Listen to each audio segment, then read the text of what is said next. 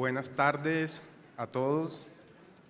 Un saludo muy especial a la mesa directiva y un agradecimiento muy especial al doctor Rojas Charri, que se me perdió, pero quería agradecerle por la confianza, doctor Rojas, quería agradecerle por la confianza que ha depositado en Certicámara y quería decirle, doctor Rojas, que no se equivocó.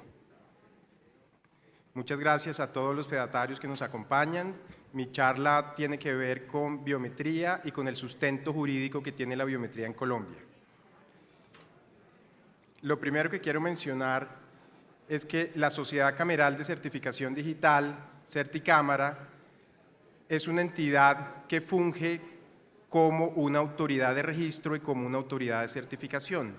Somos unos terceros de confianza cuya sociedad se creó en el año 2001 por las cámaras de comercio del país. Fue constituida Certicámara por las cámaras de comercio del país y por Confecámaras en el año 2001. Nuestros productos y servicios son reconocidos por Microsoft, por la Fundación Mozilla, por Adobe y por otras plataformas tecnológicas a nivel mundial.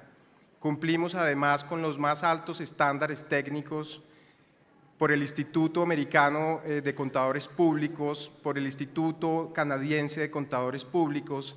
Además, somos auditados por la firma Deloitte & Touche.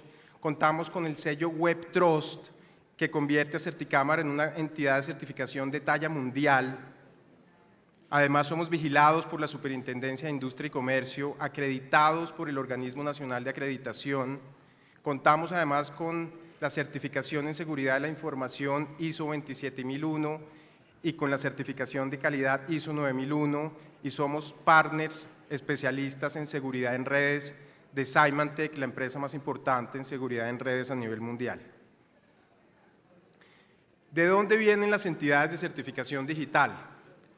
La Comisión de las Naciones Unidas para el Desarrollo Mercantil Internacional en el año de 1996 creó la Ley Marco en Comercio Electrónico.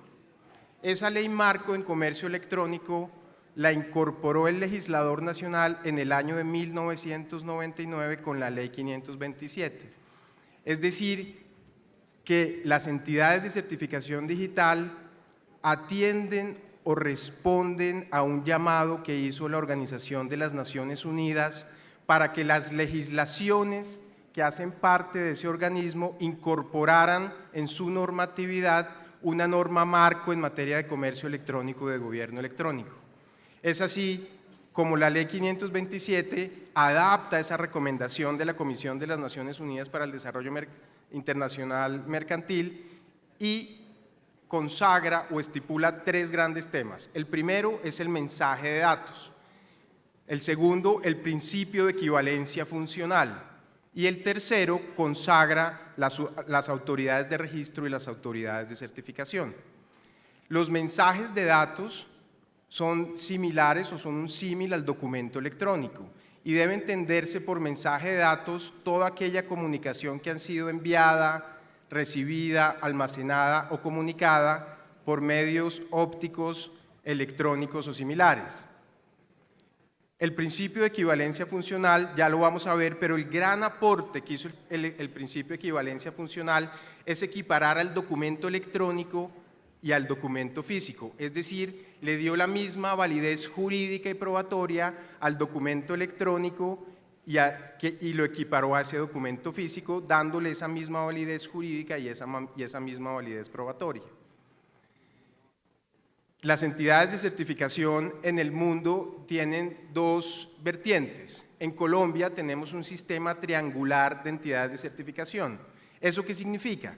Significa que las entidades de certificación en Colombia, como es el caso de Certicámara, cumplimos un doble rol. Un rol como autoridad de registro y un rol como autoridad de certificación. En otros países, las entidades de certificación tienen sistemas cuadrangulares donde las funciones como autoridad de registro y autoridad de certificación están divididas. En nuestro país, ese rol converge en una misma entidad de certificación. El sustento jurídico, pues, de las entidades de certificación son la Ley 527 del 99, el Decreto Ley 019 de 2012, en particular los artículos 160 y 161, y el Decreto 333 de 2014. ¿Qué significa el principio de equivalencia funcional? Y esto es muy importante. El legislador y la Comisión de las Naciones Unidas para el Desarrollo Mercantil Internacional, al querer equiparar el documento físico al documento electrónico, debía hacer una equivalencia funcional entre los dos.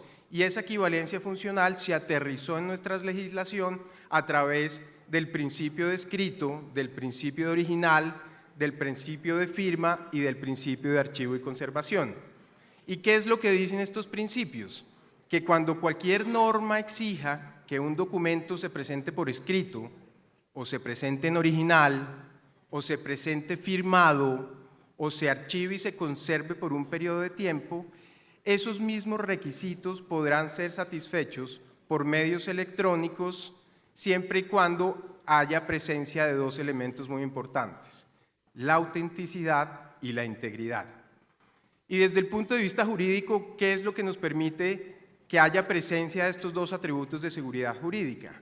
La firma electrónica y la firma digital.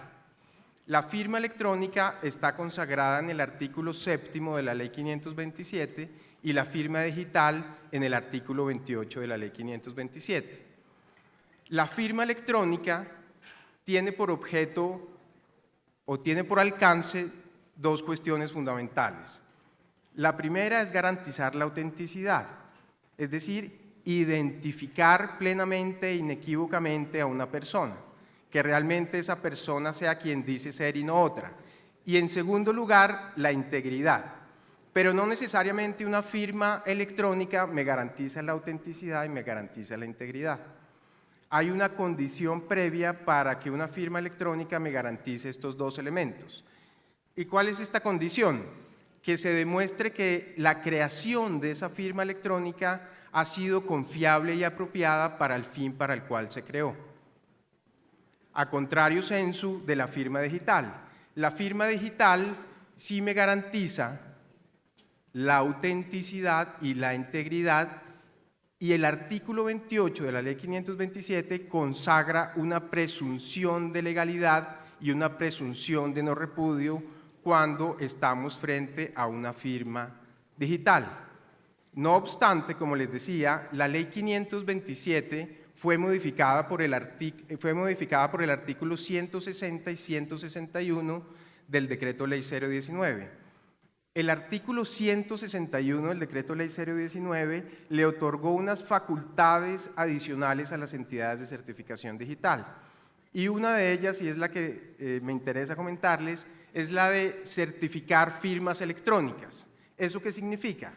Que las entidades de certificación digital certifican hoy en día no solo firmas digitales, sino también firmas electrónicas. Y ya vamos a ver cómo la biometría es concebida desde el punto de vista jurídico como una firma electrónica.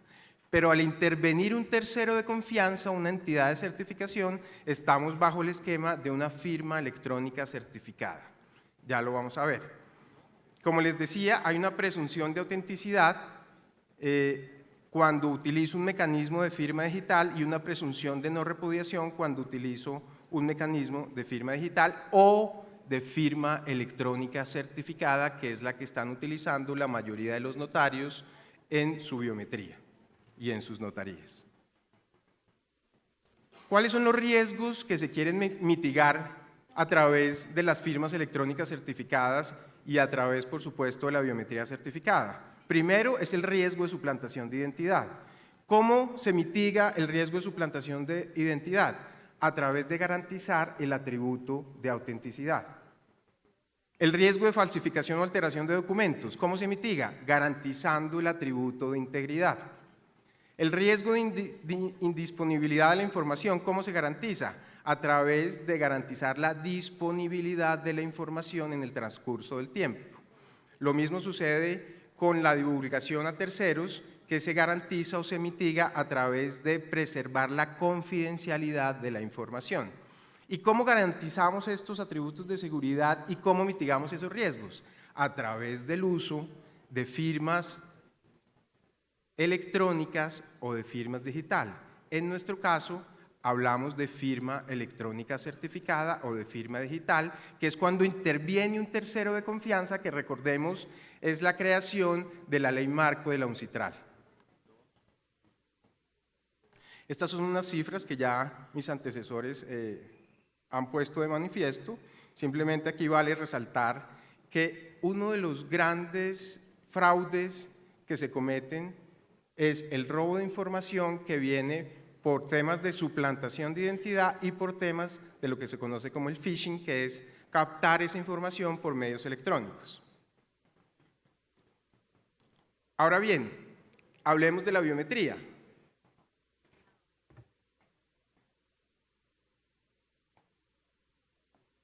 Cuando hablamos de la biometría, lo que significa la biometría hoy en día y como se está utilizando es para validar la identidad de las personas. Cuando nosotros hablamos del decreto 2364 de 2012, que es el decreto que regula el concepto de firma electrónica, ese decreto lo que me dice es que la firma electrónica tiene dos alcances, como ya lo mencionaba. Un primer alcance es identificar a las personas, ¿de acuerdo? Y expresamente el decreto 2364 menciona la biometría como un elemento de firma electrónica.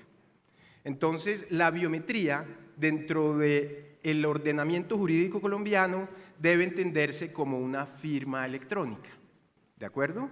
Y esa firma electrónica está destinada a validar la identidad de la persona, pero también me puede servir para garantizar la integridad de los documentos. Ahora bien, recordemos que esa firma electrónica per se no me garantiza la autenticidad y la integridad. Es decir, no tiene una presunción de autenticidad y de no repudio. ¿Qué significa eso? Que aquellas notarías que están utilizando esquemas de biometría no certificada deberán demostrar ante un juez que el método de firma que han utilizado es un método confiable y apropiado. En otras palabras, están compartiendo el riesgo y los riesgos que acabamos de ver con su operador tecnológico. El día que haya un rechazo o una repudiación frente a la validación de la identidad, le corresponde al notario y a su operador tecnológico acudir ante el juez para demostrar la confiabilidad y la apropiabilidad del mecanismo de firma electrónica. Ahora bien, los notarios que están utilizando esquema de biometría certificada están trasladándole el riesgo a su operador tecnológico, es decir, a la autoridad de certificación. ¿Qué significa eso? Que hay una presunción de autenticidad, de integridad y de no repudiación. Y se invierte la carga de la prueba. ¿Qué significa eso? Que no le corresponde al notario ni a su operador tecnológico demostrar que el método de firma es confiable y apropiado porque se presume. Y al presumirse, le corresponde al ciudadano que está haciendo la tacha o la repudiación demostrar que el método de firma no es confiable y no es apropiado. Es decir, en ese momento, cuando se utiliza un esquema de firma electrónica certificada o de firma digital, lo que está haciendo el notario es trasladarle ese riesgo a su operador y es su operador quien debe responder ante el juez y mostrarle y hacerle saber al juez que esos mecanismos de firma que se utilizó son certificados y gozan de una presunción de autenticidad, de integridad y de no repudiación. ¿Cómo se certifica la biometría? Actualmente estamos utilizando el mecanismo de huella, pero ya Certicámara tiene mecanismos de validación de voz, mecanismos de validación de firma con grafo, de iris y de rasgos faciales. Lo que hacemos para certificar la biometría es que en el preciso momento, cuando se hace la validación de identidad, esa evidencia que queda de ese cotejo se firma y se estampa. ¿Se firma con qué? Con un mecanismo de firma digital. ¿Y se estampa con qué? Con un sello de tiempo, que es un mecanismo electrónico que en ese preciso momento da fe de que esa validación de identidad se produjo en un instante de tiempo y en un momento preciso en el tiempo. Entonces, con los mecanismos de firma digital y de estampa de tiempo, estamos certificando la biometría. ¿Eso qué significa? Que hacia adelante no va a poder venir el ciudadano a decir yo no estaba en ese momento en esa notaría haciendo la validación.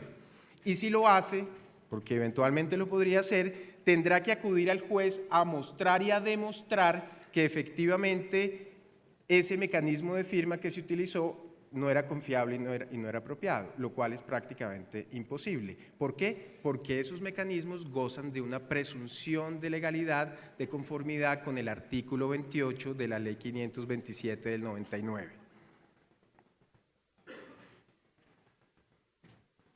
Hablemos ahora un poco de biometría móvil. Como ustedes saben y como veíamos ahorita en una diapositiva anterior y como lo comentó el doctor Fridole, ya existe una normatividad que nos permite acceder a la base de datos biográfica y biométrica de la Registraduría Nacional del Estado Civil.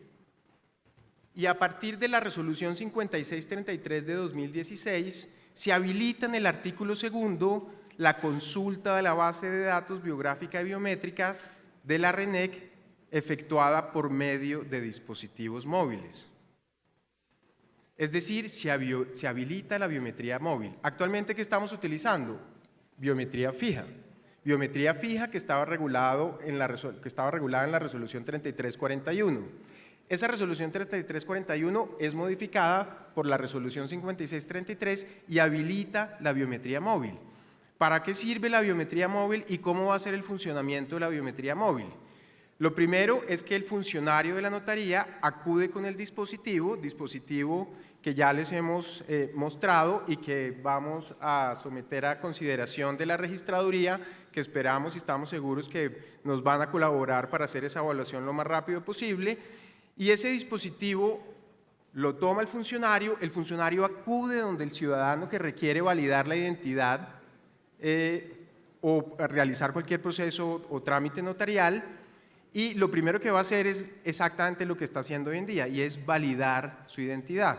Este dispositivo que tenemos es un dispositivo que incorpora un captor biométrico, y ese captor biométrico, de acuerdo con lo que dice la resolución, fíjense la importancia de esto, debe cifrar en el preciso momento que se hace la validación de la identidad esa evidencia. ¿Eso qué significa? Que en biometría móvil la gran mayoría de notarios estamos utilizando biometría certificada, ¿de acuerdo? Pero en la biometría fija. Pero con la biometría móvil se solicita y se exige que esos dispositivos cifren en el momento que se hace esa validación el cotejo y adicionalmente que tengan geolocalización. Entonces estos dispositivos van a permitir no solo validar la información de manera certificada, sino además geolocalizar el dispositivo para garantizar el espacio y el sitio y el lugar físico donde se está haciendo esa validación de la identidad.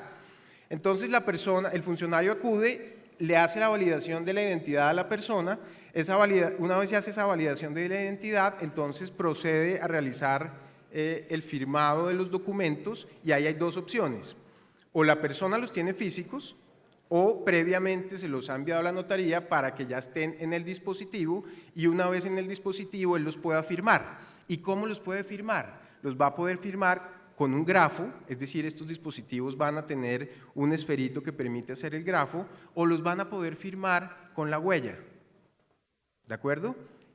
Y esa huella, desde el punto de vista jurídica, no es otra cosa que biometría, ¿cómo se debe entender? Como una firma electrónica certificada, es decir, tiene pleno sustento jurídico y adicionalmente, al ser certificada, goza de esa presunción de legalidad frente a los atributos de autenticidad y de integridad, coaptando, digamos, esa posibilidad de no repudiación de la información. Una vez se tienen esos documentos y la firma de los documentos sobre el dispositivo, ahora si son físicos, ¿qué debe hacer el funcionario? Los escanea o les toma una foto y los convierte a archivo PDF, que PDF es uno de los estándares que el MINTIC ha mencionado que deben utilizarse para los documentos electrónicos.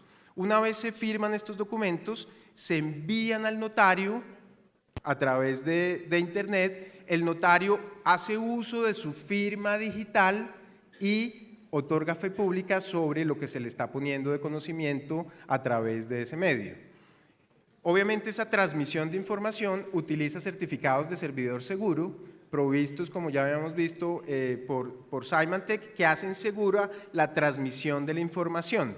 Entonces los dispositivos móviles le van a facilitar a los ciudadanos que no puedan acceder a la notaría de la manera más segura y confiable poder realizar sus trámites notariales.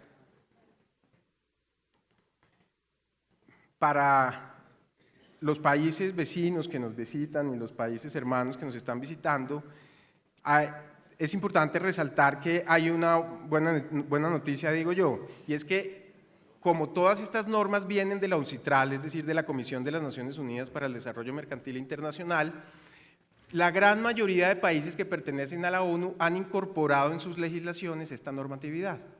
¿Y eso qué significa? Que van a poder hacer uso de mecanismos biométricos al ser entendidos estos como mecanismos de firma electrónica avanzada o de firma digital.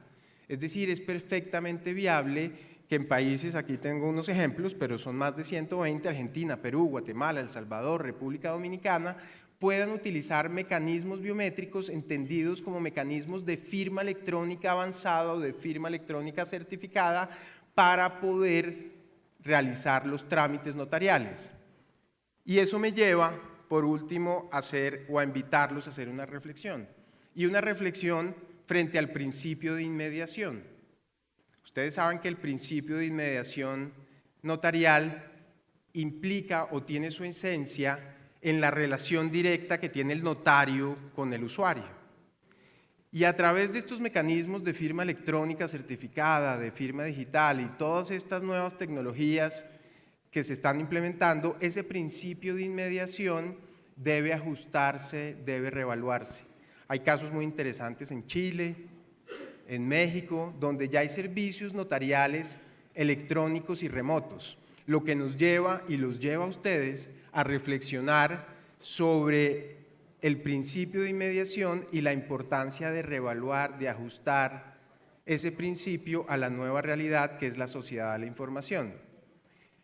Y todo esto es perfectamente compatible, y así se ha pensado, con el programa Gobierno en Línea, lo que nos explicaba la doctora Joana Pimiento sobre los modelos de autenticación electrónica y carpeta ciudadana. La entrada para la carpeta ciudadana va a ser la validación de la identidad de los ciudadanos consultando o confrontando la base de datos de la Registraduría Nacional del Estado Civil. Luego, los notarios colombianos van a ser unos actores muy importantes en los modelos de autenticación electrónica y sobre todo de carpeta ciudadana. ¿Por qué? Porque ya tienen la entrada a los modelos y sobre todo al modelo de carpeta. ¿Cuál es? La validación de la identidad a través de biometría certificada, confrontando la base de datos de la Registraduría Nacional del Estado Civil. Les agradezco mucho por su tiempo y atención y estamos para servirles.